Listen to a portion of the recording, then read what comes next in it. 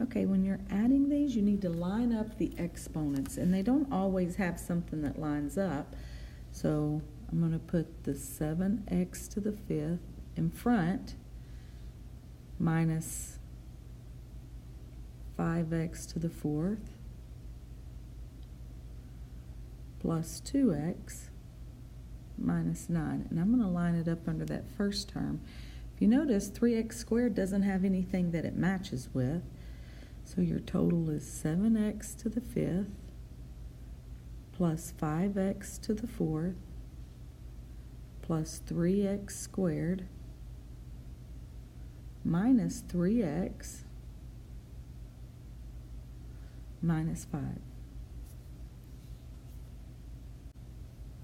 On number 15, we're going to line these up as well. But you change every single sign here. So that goes to positive, negative, positive, negative, positive.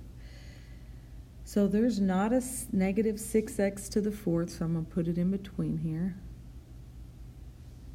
9x to the 3rd, kind of hard to line them up. Minus x squared plus 3. Draw the line. You have 7x to the 5th, nothing to line up here, so it's minus 6x to the 4th. These line up, becomes 13x to the 3rd, nothing to line up with the x squared, so it's just negative 2x squared. Oh, wait a minute. Let me take that back. It's right there, there's something, so I'm going to erase that.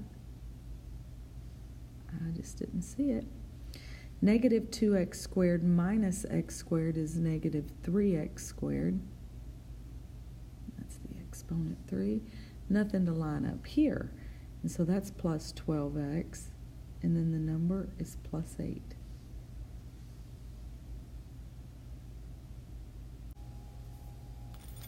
Okay, when we multiply polynomials, you can do whichever method you choose. Most of my class prefer the Punnett square, so that's what I'm going to do. And this would be x minus 6, 3x squared above that, and 2x above there, and 9 here. Okay, the first thing is we're going to multiply everything times the x. So x times 3x squared, I'm going to change colors, is 3x to the 3rd. X times 2x is 2x squared. X times 9 is 9x. Negative 6 times all of those is negative 18x squared minus 12x and minus 54.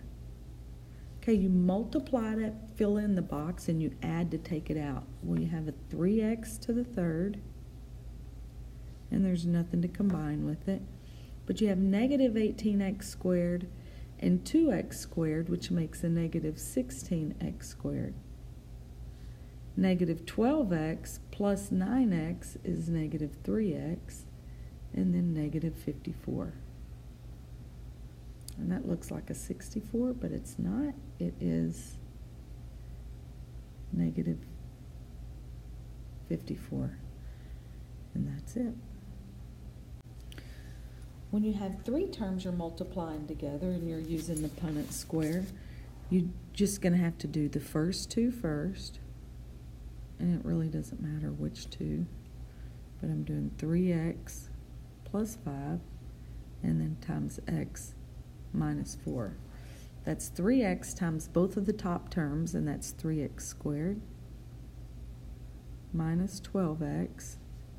And then 5 times all of that is 5x minus 20. So when multiplied to fill it in, and you end up with 3x squared minus 5x, well, it's plus 5x minus 7x is negative 7x, and your last term is negative 20. I'll try to spread this out a little more.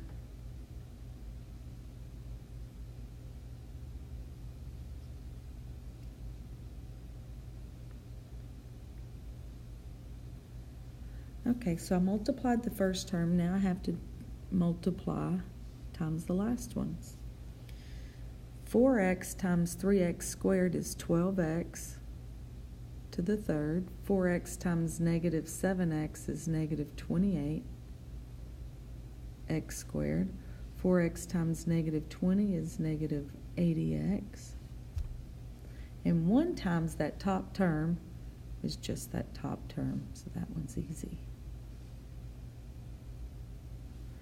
Okay, we multiplied to fill it in, and now we're combining like terms to write it on the outside. So that's 12x to the third, and you have negative 28 plus 3 would be negative 25x squared. Negative 7 minus 80 is negative 87x minus 20, and that is it.